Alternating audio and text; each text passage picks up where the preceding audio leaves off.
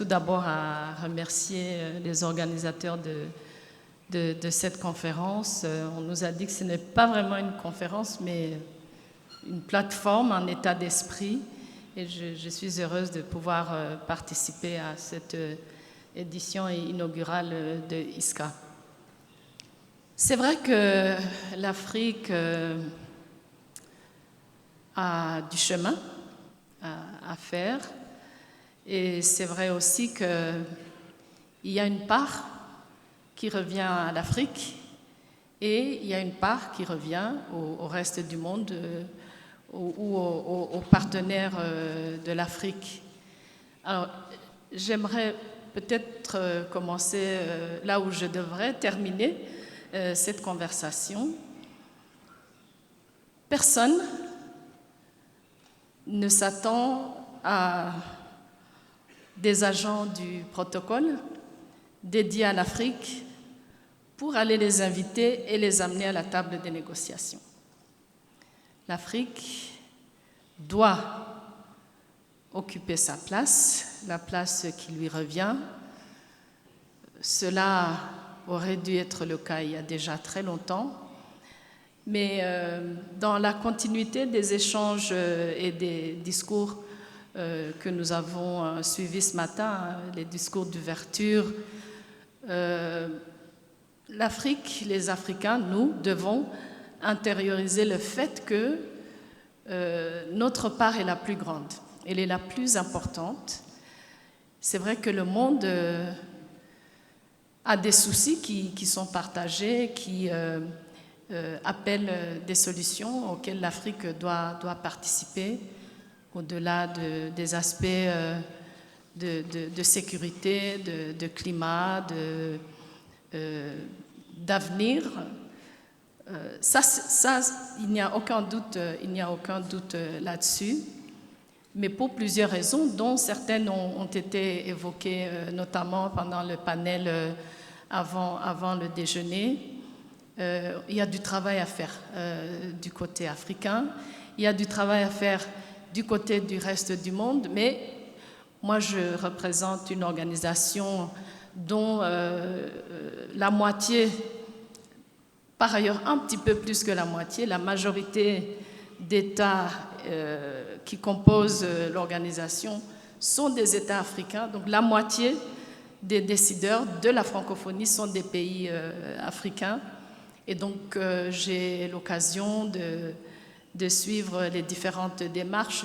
Je suis arrivée à la francophonie en sortant des affaires étrangères de ce pays, du continent africain pendant 10 ans.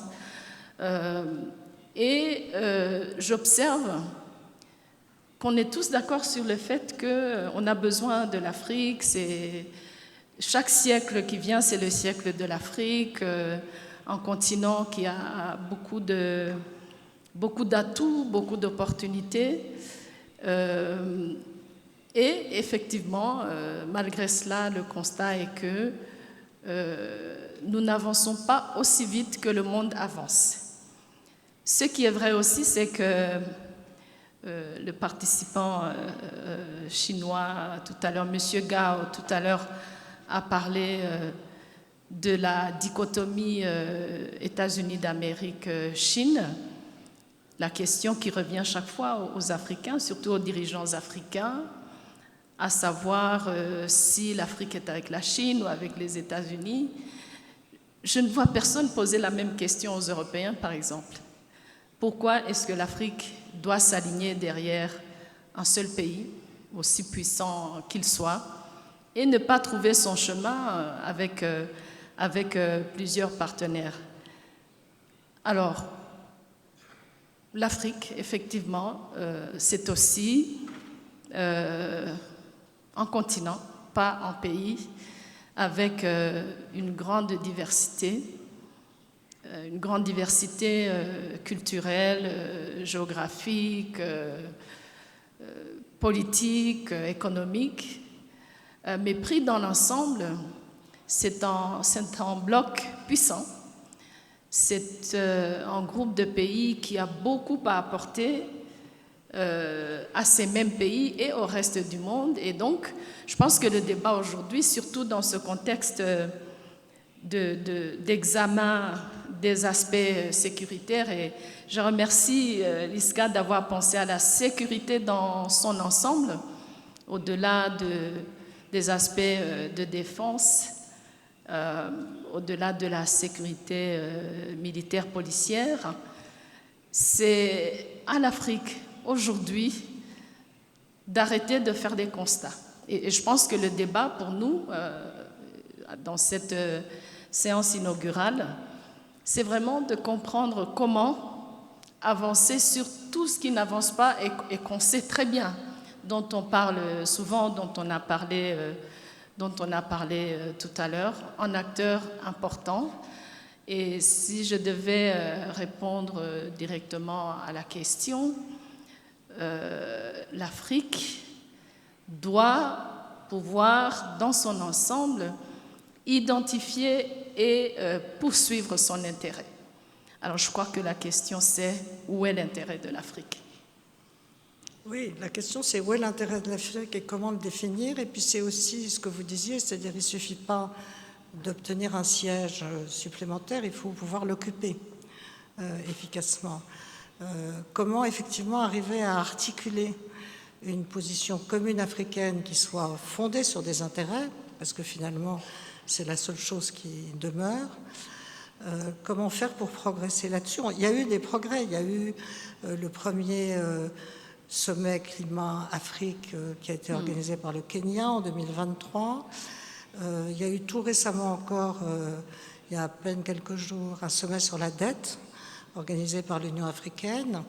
Comment faire pour que ces positions communes africaines, une fois qu'elles sont articulées, elles soient portées dans les enceintes internationales de façon efficace et je dirais d'une seule voix, sans donner le sentiment qu'une fois arrivé dans les COP, ou par exemple au prochain sommet de Séville sur le financement global, il y ait plusieurs positions africaines et qu'on perde de vue cette position commune africaine qui fait la force du continent et qui l'exprime. Comment faire pour arriver à progresser là-dessus? Parce que si je me souviens, au moment des discussions en cours sur la représentation de l'Afrique au G20, ou l'acquisition d'un statut de membre à part entière, et ce sont un peu les mêmes discussions quand on parle de la réforme du Conseil de sécurité, on entend beaucoup dire, oui, mais pourquoi donner un siège à un continent de 54 pays qui sont dans le fond incapables de s'entendre? Donc, comment... Alors, je crois que deux aspects qui sont, à mon avis, aussi importants, de la même importance, font justement que les positions africaines, parce que parfois elles sont bien identifiées, n'arrivent pas à destination et puis à être portées par le continent dans son ensemble. Le premier aspect, on en a parlé aussi tout à l'heure, c'est le manque d'unité. On a appelé ça solidarité. On peut dire aussi qu'avoir effectivement une même vision pour 54 pays, ce n'est pas toujours évident, mais là où nous avons pu identifier l'intérêt de l'Afrique à 54, donc pour tout le continent, ça c'est déjà un premier pas. On n'est pas toujours unis. Le continent africain n'est pas toujours uni. Ça c'est la première barrière. La deuxième barrière, et ce qui est le cas par exemple pour la position africaine qui avait été arrêtée à Nairobi, mais qui ne s'est pas nécessairement retrouvée à Dubaï, c'est que nous manquons de méthodologie, nous manquons d'organisation, nous ne savons pas, parfois, nous ne savons pas aller jusqu'au bout.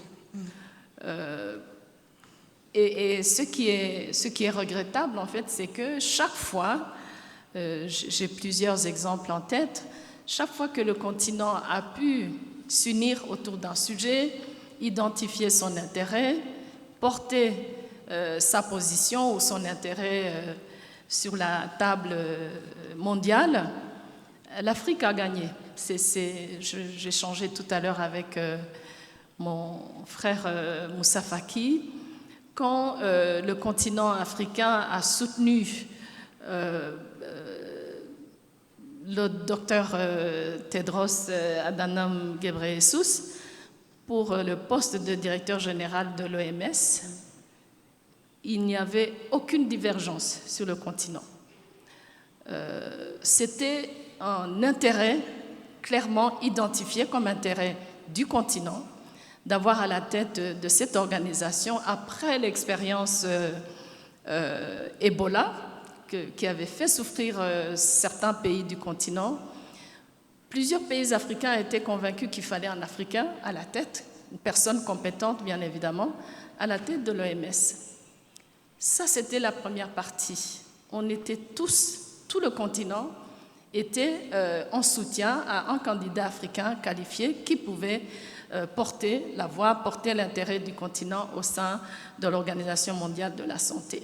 C'était la première partie. La deuxième partie, c'est qu'il fallait s'organiser pour cela. Alors, je rappelais à Moussa Faki que plusieurs mois, bien avant le début de la vraie campagne pour l'OMS, la présidente de la Commission de l'Union africaine à l'époque, qui était Madame Nkosazana Zuma, Moussa Faki et moi-même, nous nous sommes rendus à Genève. Je faisais partie de la campagne du docteur Tedros pour le compte des pays de l'Afrique de l'Est. Nous nous sommes rendus à Genève, nous avons rassemblé tout le monde, nous avons parlé au groupe des ambassadeurs africains, nous avons accompagné cette candidature jusqu'à la victoire du docteur Tedros. C'était clairement un intérêt qui était identifié comme un intérêt du continent.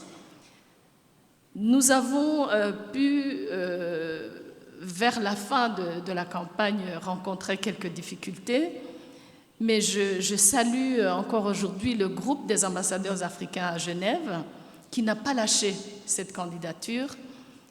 Et pour moi, le fait que l'Afrique soit restée unie jusqu'au bout a fait qu'aujourd'hui, nous avons, depuis plusieurs années, depuis 2015, je crois, Tedros Adhanom comme directeur général de l'OMS, un Africain qui a été soutenu par toute l'Afrique et où il y a eu une certaine méthode. D'ailleurs, c'était la même chose pour la période Ebola, où l'Afrique, surtout de l'Ouest, des pays comme le Libéria, la Guinée, etc., ont sollicité d'autres pays africains, par exemple pour le personnel soignant, pour le personnel médical. À ce moment-là aussi, Madame Zuma, qui était elle-même ancienne ministre de la Santé, elle a sollicité plusieurs ministres entre nous. Nous avons mobilisé nos États et nous avons pu envoyer dans ces pays en Afrique de l'Ouest des personnels qui sont partis sur base volontaire. Mais cette fois-là aussi, l'intérêt du continent, c'était de soutenir les pays africains qui faisaient face à cette crise qui était... Bon, après Covid, on a vécu d'autres moments aussi d'unité du continent et de méthode pour aller jusqu'au bout. Donc, pendant la période Ebola aussi, aucune divergence, plusieurs réponses positives et en soutien aux pays africains à l'époque qui étaient en difficulté. Donc, pour moi, à la fois pouvoir identifier l'intérêt du continent, pouvoir porter cet intérêt jusqu'au bout, avoir une certaine méthode, parce qu'il ne suffit pas d'avoir une bonne idée, une position commune, il faut la porter jusqu'au bout. Et c'est dans tous les cas que moi je connais sur le continent africain. C'est dans ces deux cas-là où on a identifié et où on poursuit jusqu'au bout, on porte la position du continent jusqu'au bout que le continent gagne.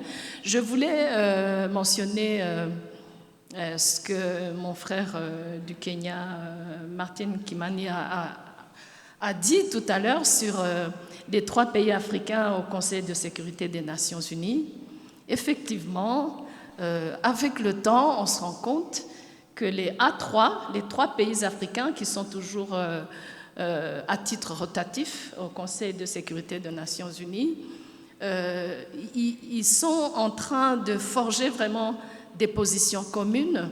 Donc il y a plus ou moins aujourd'hui une voix de l'Afrique à travers les 3 pays qui sont au Conseil permanent, qui sont au Conseil de sécurité, mais qui sont non permanents, et qui portent plus ou moins les positions africaines. Ça n'a pas toujours été le cas.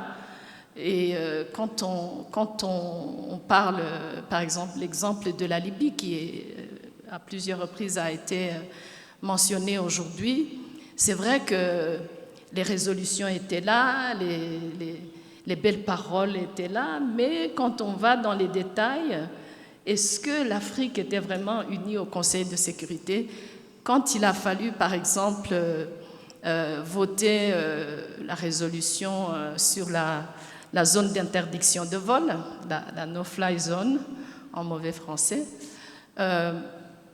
l'Afrique n'était pas au rendez-vous au Conseil de sécurité des Nations Unies. Et donc, l'intérêt de l'Afrique était bien évidemment identifié, mais des positions nationales, individuelles, ont pris le dessus. Et c'est vrai que ce qui est arrivé avec la Libye, encore une fois, j'étais avec Moussa Faki à Addis Abeba. Il y avait des fluctuations, des paroles de chefs d'État qui changeaient de temps en temps, et ça a facilité la tâche à ceux qui ne voulaient pas que l'Afrique fasse partie des porteurs de solutions.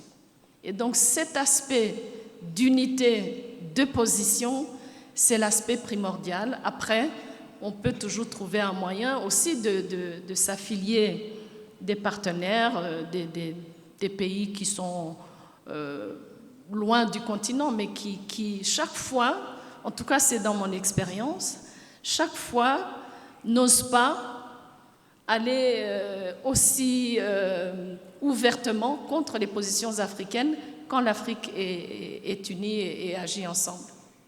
Oui, donc c'est vraiment cette capacité à articuler une position commune, à faire front commun, qui pour vous est, ce qui est absolument vrai, qui est une absolue priorité. Est-ce que,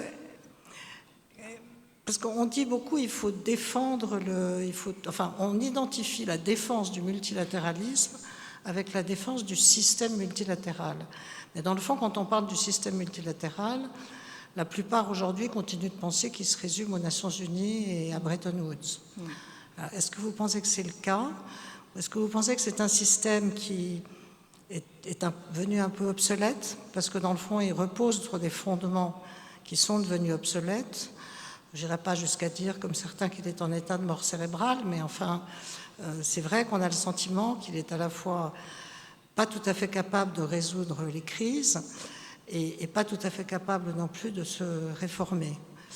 Est-ce que vous pensez qu'il y a quand même encore qu'il faut continuer à se battre pour effectivement renforcer la voix du continent africain dans ces instances, onusiennes et Bretton Woods, ou est-ce qu'il faut aussi considérer des solutions alternatives et l'intérêt de solutions alternatives qui sont aussi des formes d'expression du multilatéralisme? Je pense par exemple au groupe des BRICS qui continue de s'accroître. C'est aujourd'hui près de la moitié de la population mondiale, près du tiers du PNB mondial en parité de pouvoir d'achat, près du quart de la surface du globe et 40% des utilisateurs d'Internet aujourd'hui dans le monde. Est-ce que c'est parce que c'est ce que vous disiez aussi, on peut considérer plusieurs partenaires différents. Est-ce que considérer l'appartenance à différents systèmes multilatéraux est aussi une option, est aussi quelque chose qui doit être considéré pour le continent africain, notamment en matière de sécurité? D'abord, pour moi, le système multilatéral, le multilatéralisme n'est pas que les Nations Unies. Ce serait une erreur aujourd'hui, après autant d'années d'existence des Nations Unies, de considérer que ce qu'on appelle multilatéralisme égale aux Nations Unies. Je pense qu'aujourd'hui, ce qu'on remarque, c'est que c'est peut-être plutôt les nombreuses composantes du système onusien, au-delà de l'appartenance en tant que pays à l'Organisation des Nations Unies. Le multilatéralisme aujourd'hui, évidemment, ça fait plusieurs années déjà qu'on parle du fait qu'il est mis à mal, qu'il doit se réformer. Et on voit aussi aujourd'hui que ce système est contourné et ignoré par plusieurs pays parce qu'ils le peuvent. Je pense que ça a beaucoup à voir avec le fait que certains ne se retrouvent pas. Ils n'y voient pas une réponse à leurs problèmes, à leurs aspirations. Au-delà du fait même des échecs, il y en a beaucoup, on en a parlé aussi ce matin, mais le système multilatéral basé sur l'après-Deuxième Guerre mondiale avait un objectif assez précis. Après la Deuxième Guerre mondiale, l'idée c'était de rechercher la paix entre ceux qui pouvaient se faire sérieusement la guerre. C'était ça l'objectif. Quand on est passé de la Société des Nations à l'Organisation des Nations Unies, c'est aussi nous, quand j'étais encore ministre des Affaires étrangères, on s'amusait de temps en temps à dire comment nous, ministres africains, on nous disait la communauté internationale ne va pas vous permettre ceci, la communauté internationale ne va pas faire cela, comme si l'Afrique ne faisait pas partie de la communauté internationale. Et donc, aujourd'hui, des blocs, des groupes, des rassemblements de pays tels que les BRICS, c'est une réalité du monde tout court et du monde multilatéral en particulier. Et c'est dans l'intérêt de l'Afrique d'avoir des partenaires diversifiés, c'est dans l'intérêt de l'Afrique de faire du shopping dans toutes les sphères du monde, de poursuivre ses intérêts, à la fois à New York, mais aussi à Beijing, à Abu Dhabi, à Doha. Voilà, l'intérêt de l'Afrique aujourd'hui, c'est on a beaucoup parlé de cela ce matin, c'est d'abord de se choisir ses propres partenaires pour les intérêts définis déjà par l'Afrique. Et le fait qu'on voit tous ces blocs qui se forment parfois juste sur des sujets précis ou sur un thème ou un intérêt particulier, mais qui ne sont pas des groupes permanents, c'est ça le système multilatéral aujourd'hui. C'est à la fois les rencontres annuelles à New York au mois de septembre à l'Assemblée générale, où par ailleurs il y a beaucoup plus de réunions bilatérales et d'événements en marge que ce n'était le cas il y a une vingtaine d'années, où s'il n'y a pas un chef d'État qui met un peu d'épices dans le débat à New York, la salle de l'Assemblée générale est à moitié vide. C'est le constat à New York. Dans le temps, quand il y avait Castro ou Kadhafi ou Madame Kirchner ou le président Trump dans son premier mandat, où la salle est remplie à craquer.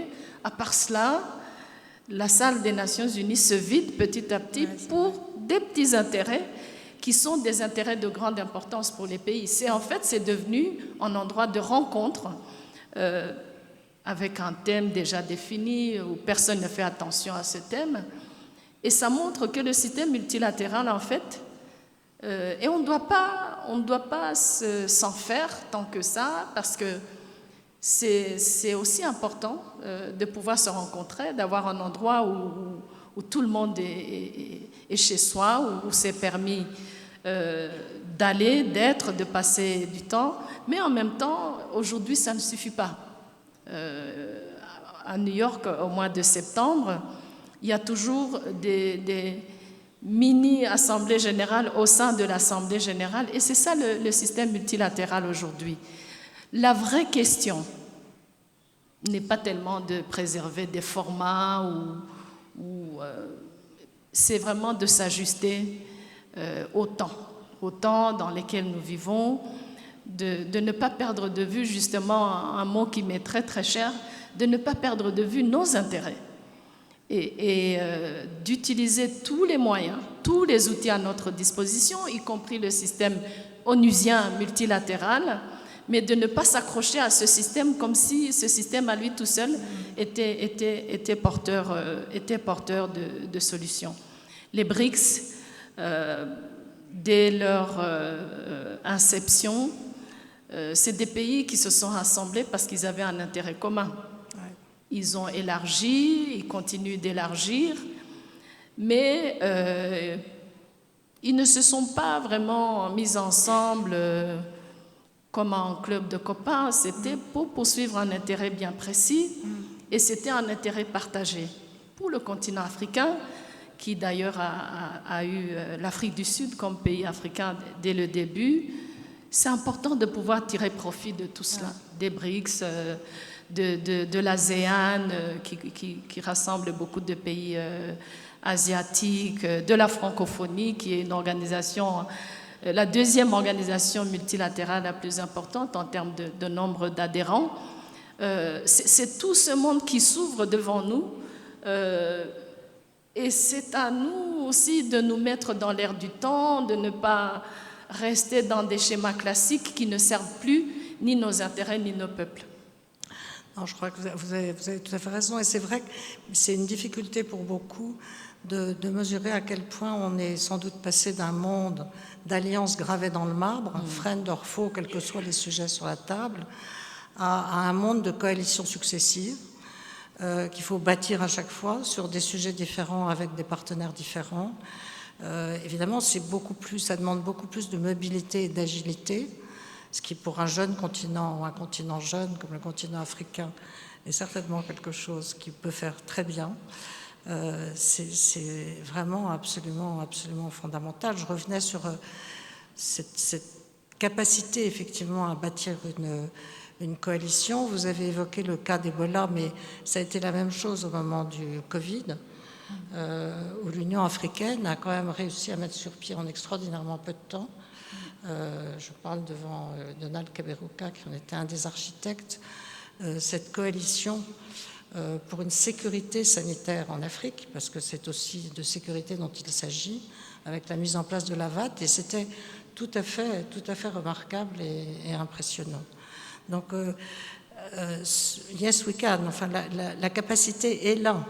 La démonstration a déjà été faite que c'était possible. Donc, par ailleurs, c'est un très bon exemple, Nathalie, cette coalition d'Africains que j'appellerais internationalistes, qui de leur propre initiative se sont mis ensemble et ont décidé en fait de servir de passerelle, parfois d'interprète entre le continent africain et le reste du monde, y compris les institutions internationales, particulièrement les institutions de Bretton Woods. Moi-même, j'ai fait partie de cette équipe. Et ceux d'entre nous qui n'étaient pas nécessairement en fonction à la tête d'organisation ont pu rejoindre les chefs d'État de l'Union africaine pour soutenir des décisions africaines qui étaient prises en commun, qui étaient soutenues, même si parfois certaines choses allaient un peu plus lentement que d'autres. Mais ça c'est un exemple de comment le monde multilatéral peut fonctionner aujourd'hui, avec, je pense que nous avions des réunions hebdomadaires tous les mardis, avec Vera Songwe qui était notre rassembleuse, avec les agences de notation, que beaucoup de ministres des Finances du continent africain ont pu se rassembler et profiter de l'expérience d'Africains tels que Donald Kaberuka, Tidjane Thiam et d'autres, même le secteur privé, Ngozi, notre sœur nigériane à la tête de l'EMC. Et ce réflexe d'Africains qui connaissent à la fois l'Afrique et le reste du monde et les institutions internationales a été vraiment, pour moi, un moment très révélateur de ce que l'Afrique peut faire avec une certaine spontanéité, avec les connaissances qui sont à travers notre continent et que, bon, on peut être pris au sérieux quand on arrive à vraiment bien définir et organiser notre action. Le secteur privé africain qui était très impliqué aussi et qui, bon, maintenant, les résolutions qui ont été prises, par exemple, sur l'allègement de la dette, je ne sais pas où sont passés les 100 milliards, mais je pense qu'il y en a eu 30. On sait 30 ou 33, je ne sais plus finalement ce qui s'est passé. Mais cette fois-ci, du côté africain, les Africains avaient fait ce qu'il fallait faire. Le sérieux des chefs d'État africains pendant la période Covid, qui ont pris des décisions extrêmement compliquées telles que fermer les frontières, qui se sont mis à la télévision pour montrer comment se laver les mains proprement, qui ont parlé à leur population. C'était un moment où l'Afrique s'est réveillée et a agi. Je pense que les dirigeants n'ont pas reçu vraiment autant de crédit qu'il fallait parce qu'ils sont sortis de leurs réserves et de leur routine pour essayer de trouver et d'apporter des solutions à leur pays. Donc, pour moi, Nathalie, le multilatéralisme, est-ce que le système multilatéral va se réformer? Je ne pense pas. Non. Il va y avoir des petits bouts ici et là. On va beaucoup parler, on va sortir des résolutions, on va se rassembler, mais c'est inévitable aujourd'hui que l'Afrique, qui cherche à diversifier ses partenaires et ces différentes formes de multilatéralisme avec des mini-blocs, des groupements, c'est une opportunité immense pour le continent africain aujourd'hui. Non, mais c'est certainement inventer quelque chose d'autre. Et ce que vous dites, cette capacité à bâtir des coalitions multi-acteurs, y compris effectivement en associant le secteur privé, le secteur financier, les médias, la société civile. C'est vrai, dans le fond, c'est un espèce de multilatéralisme étendu en fonction des différents sujets. Est-ce que je peux peut-être vous poser une dernière question? Enfin, on a parlé de la difficulté à bâtir des positions communes et ensuite à les défendre à 54. Vous, Madame la secrétaire générale de la francophonie, vous êtes à la tête de 93 États qui sont répartis sur les 5 continents. Vous avez sûrement des conseils à donner sur à la fois la difficulté et les recettes, en quelque sorte, pour arriver à articuler, à définir ces positions communes et ensuite à les défendre. Alors, c'est vrai que c'est pas facile. Quand on est sur un seul continent, c'est déjà compliqué.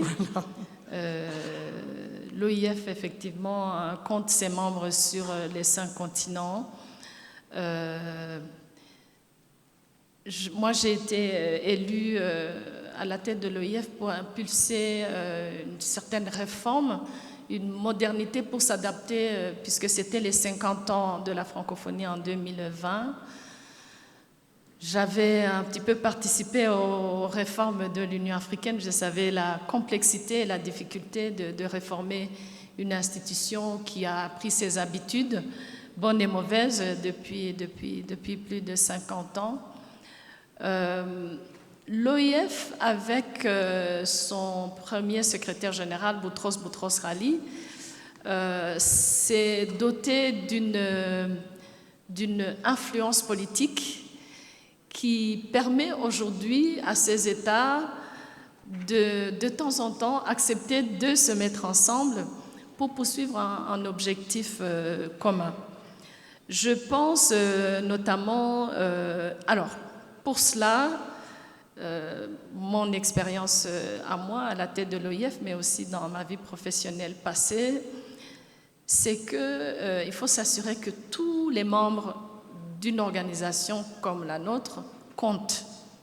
Que les petits États comme les grands États, au-delà de la France et du Canada, qu'il y a aussi Monaco, qu'il y a le Luxembourg, qu'il y a la Suisse, qu'il y a la Belgique, qu'en Afrique, au-delà du Sénégal, qui est un pays fondateur, et de la Tunisie, il y a aussi la République centrafricaine, il y a le Burundi, il y a le Rwanda, il y a des pays. Le fait de créer un esprit rassembleur est très, très important.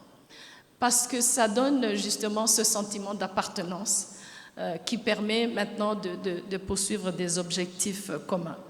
Il faut absolument créer de l'espace pour que chaque entité, chaque pays, nous avons des pays et des gouvernements qui ne sont pas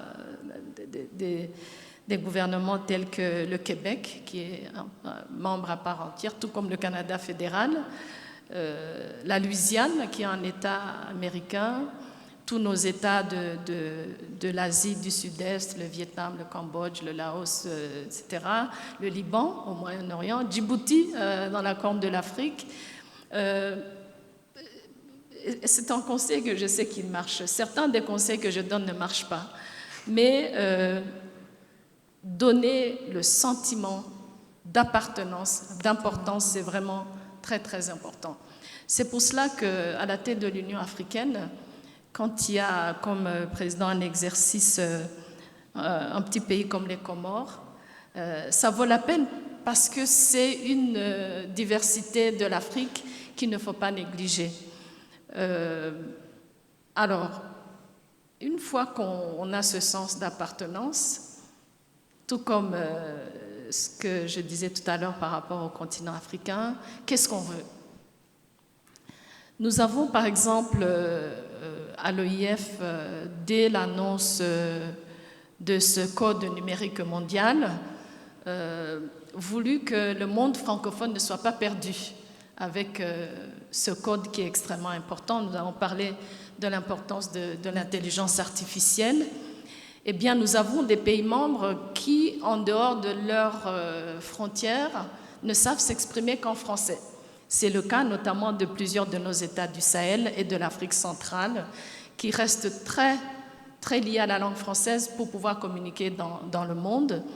Et donc, nous avons pensé qu'il était important que tout ce monde qui s'exprime en français, une grande partie sur le continent africain, puisse bénéficier, puisse faire partie de la réflexion sur ce code qui va s'appliquer à tout le monde, de donner ses propres suggestions, propositions, et qu'une fois que ce code sort, il puisse aussi sortir en langue française, la langue dans laquelle plusieurs de nos États s'expriment. Et donc, nous, l'OIF, nous avons mobilisé tous nos États membres.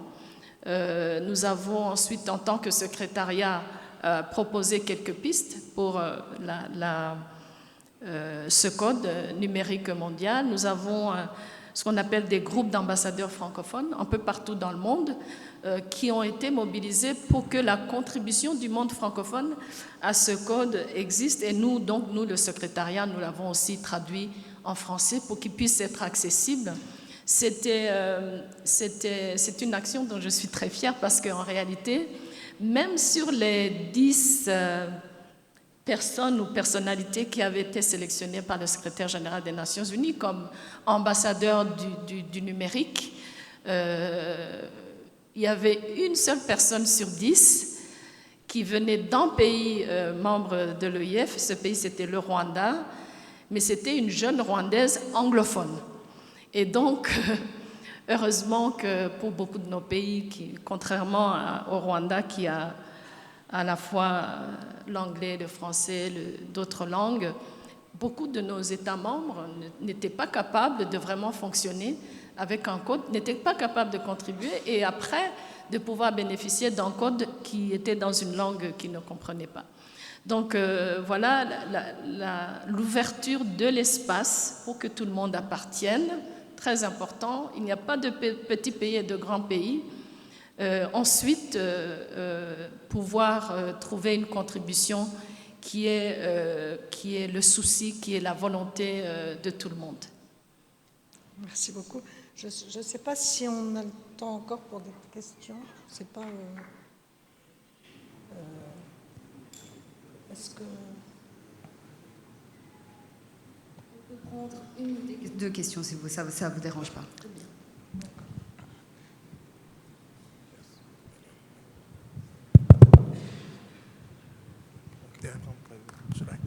Excellence. Merci. C'est plutôt un commentaire plus qu'une question. Je crois que la capacité de négociation de l'Afrique, sa capacité à formuler des positions communes est un sujet de préoccupation. Le sujet est double. Il est d'abord interne. Comment faire en sorte que la cinquantaine d'États africains puissent arriver à un consensus pour adopter une position commune. Ça, c'est un travail à faire au niveau des États africains. Mais il faut reconnaître qu'également, il y a une dimension externe. Parce que les puissances conditionnent, aident même parfois ces États à ne pas s'entendre. Ça, c'est également une réalité. J'avoue que pendant les 17 ans où je fréquente ce milieu diplomatique, j'ai appris beaucoup de choses. Par exemple, sur les questions du climat, nous avons tenu un sommet extraordinaire à Nairobi. Il y a une position africaine commune qui a été portée au niveau de la COP. Mais, comme d'habitude, les fonds verts, des promesses et des promesses, jusqu'à là, on ne voit pas les résultats. Deuxième exemple, et j'aurais bien aimé que le docteur Kaberuka soit là, parce que c'est lui qu'on a chargé depuis bientôt 8 ans sur le dossier du financement des opérations de paix africaines, pour qu'elles aient le financement des Nations Unies. Après une rude bataille, nous avons pu réussir à adopter la résolution 2719, qui accorde 75% pour les missions de paix africaines. Malgré tous les efforts, et l'ensemble de la communauté internationale est d'accord, sauf un seul État. Nous avons voulu appliquer cette résolution-là sur la Somalie. Jusqu'à la semaine passée, et je crois que Donald également était dans la délégation de l'Union africaine qui est partie à New York et à Washington, nous ne sommes pas arrivés. Donc même si vous élaborez des positions communes, même si par-dessus le marché, elle est soutenue par le reste, le système des Nations Unies est fait de telle façon qu'au Conseil de sécurité, un seul pays peut bloquer. Alors qu'est-ce qui peut arriver en Somalie? Les troupes sont africaines, on a 11 à 12 000 hommes qui doivent être sur place et qui doivent faire face à la nébuleuse des Shabab. Voilà un exemple de la limite aujourd'hui du multilatéralisme. Il est bien vrai qu'il n'est pas seulement les Nations Unies le multilatéralisme, mais quand même le symbole, notamment en matière de paix et sécurité, l'organe aujourd'hui qui est reconnu compétent, c'est le Conseil de sécurité des Nations Unies. Et il est fait de telle façon qu'un seul État peut bloquer par la menace ou l'utilisation du droit de veto pour qu'une décision ne puisse pas être prise. Voilà vraiment un exemple. J'avoue que par ailleurs, les États africains sont en train de s'organiser. Le A3 à New York, nous l'avons réorganisé. Et avec le soutien de la représentation de l'Union africaine à New York, maintenant les positions africaines sont plus ou moins unanimement adoptées. Il y a une relation directe avec Addis, avec le Conseil paix et sécurité, avec la Commission. Et très souvent, sur l'essentiel des questions, il y a une position africaine qui est défendue au niveau du Conseil de sécurité des Nations Unies. Voilà les limites qui sont celles du continent africain. Et moi, je suis de ceux qui disent très souvent que la responsabilité première incombe aux Africains nous-mêmes.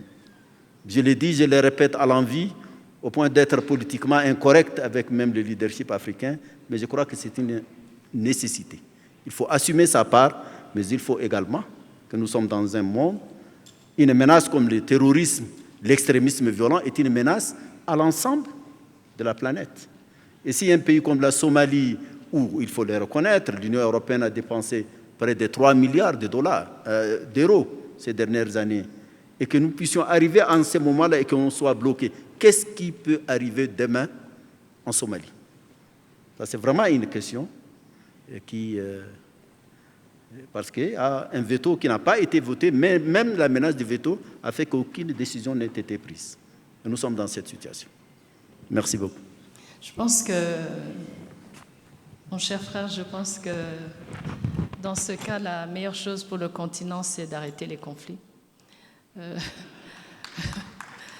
pense que c'est la meilleure assurance parce que avec tous les conflits qu'il y a sur le continent et les frustrations qu'il y a par rapport au Conseil de sécurité où un seul pays sur le reste de la planète peut décider, je pense que ce qui est en notre pouvoir, c'est de ne pas commencer à entamer des conflits et quand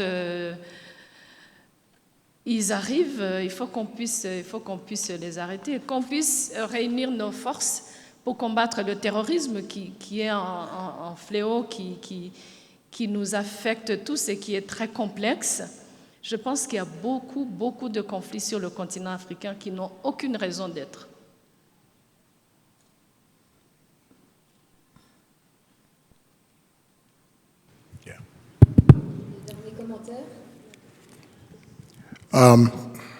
Your Excellency, Louise, thank you for a very explicative fireside chat.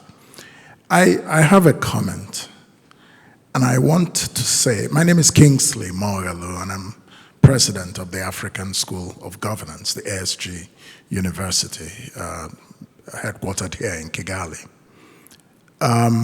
In our conversations about changing Africa's bargaining power or repositioning Africa's bargaining power, I find that there's something very fundamental to which we do not pay enough attention. With all due respect to multilateralism, multilateralism will not save Africa. Multilateralism will not make Africa influential. What will make Africa influential is Africa's ability to govern its domestic national spaces and to create prosperity and to defend the territories of African countries. So we're talking about governance in our countries. If we don't sort that out, we're not going to be able to get the kind of respect on the international stage that we hanker after with multilateral forums. I'll give you an example. I spent 17 years as a United Nations official, went from entry level to director before I left in 2008. South Korea joined the UN only in 1990 or so, very late. By 1997, they had produced the Secretary General because they were aligned with a superpower that backed their candidate. But they had created wealth. They were an economic power in the world. So my point is this, not to diminish the importance of multilateralism, but that Africa must first govern itself at home effectively. You know, multilateral forums are a projection of national power. But we sometimes tend to think that they matter in and of themselves. My view is that they don't. They're only as good as you are from home, and then you're projecting outwardly abroad. Because the nature of the world is just very simple. The world has gone in epochs. Once upon a time, we had an international system where countries dealt with traditional diplomacy, wars, commerce. Then, starting from the late 1800s, once you had the Universal Postal Union and globalization became real, you began to have what we call the International Society of States, because now you had multilateral forums. And then the third phase is the so-called international community, which, of course, is an aspirational phrase, and it's not real. So African countries must understand the real nature of the world before they can engage with the world with stronger bargaining power. Thank you. I can't. I cannot not comment on your comment, Kingsley.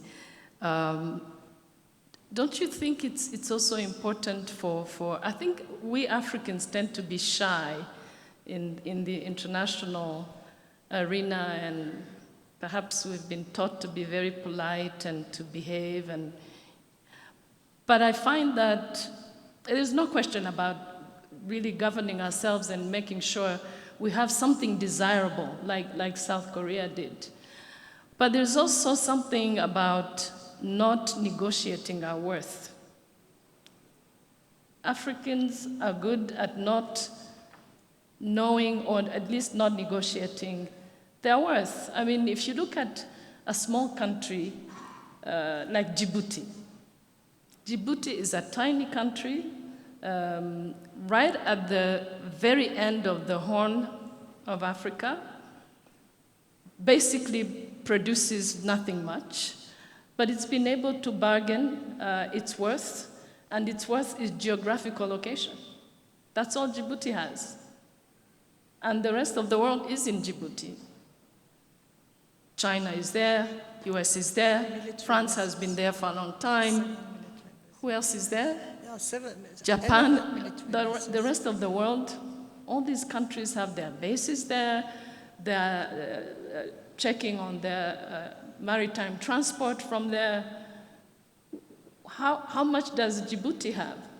But Djibouti was able to say, because I'm located in this particular part of Africa, I matter.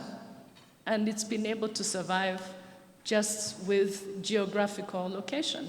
We have, I was talking to my friends from Europe. We've been active in the Africa-Europe Foundation, Natalie and some other people, and we were talking about the upcoming ministerial meeting. I think it's in 2 days in Brussels, between the European Union and the African Union. And I was saying, I am praying that I'm wrong, but I would not be surprised in 2 days in Brussels if the number of African ministers is not at least double the number of ministers from the EU. I will count in 2 days. I think it's on the 21st. Why should that be like that? Why is the worth? Why do we think that we're not worth whatever we have as value? Can we value that value more than we have been doing? Why should we send full-fledged, important plenipotentiaries to sit with directors from whatever part of the world? So that's also a problem for the continent. That, you know, if you are a government minister, you should be having a dialogue with the government minister. You should make your point of view clear. You should not be talking to a deputy director, which happens a lot in the relations between Africa and the rest of the world. So I think, definitely, no question about it, governing ourselves to be desirable, to offer something, to be worth if not the friendship, the partnership of other parts of the world. And perhaps if we complained a bit more about what they do to us and put a bit more effort into what we can do, that might be a good way to go.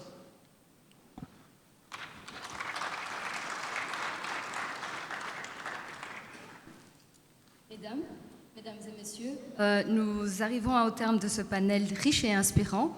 Le message est clair. Notre part est la plus grande affaire pour avoir un siège à la table et pour le garder. C'est notre responsabilité, comme nous l'avons entendu. Le deuxième point est que nous avons compris est que quand on est unis jusqu'au bout, on peut accomplir énormément, comme vous l'avez bien illustré. Et cela indépendamment de la crise, de la situation, du système ou de l'endroit. Mesdames et messieurs, nous avons entendu des recommandations et je nous encourage maintenant à continuer cette conversation bien au-delà de cette salle, dans nos institutions, dans nos décisions que nous prenons tous les jours et dans notre vision partagée d'une Afrique forte qui propose et qui transforme dans ce siècle et dans ceux à venir. Merci de votre attention. Nous allons maintenant passer au dernier panel pour la journée. It's going to be about the private military companies and it's going to be held here in the next 15 minutes. Thank you very much for your kind attention.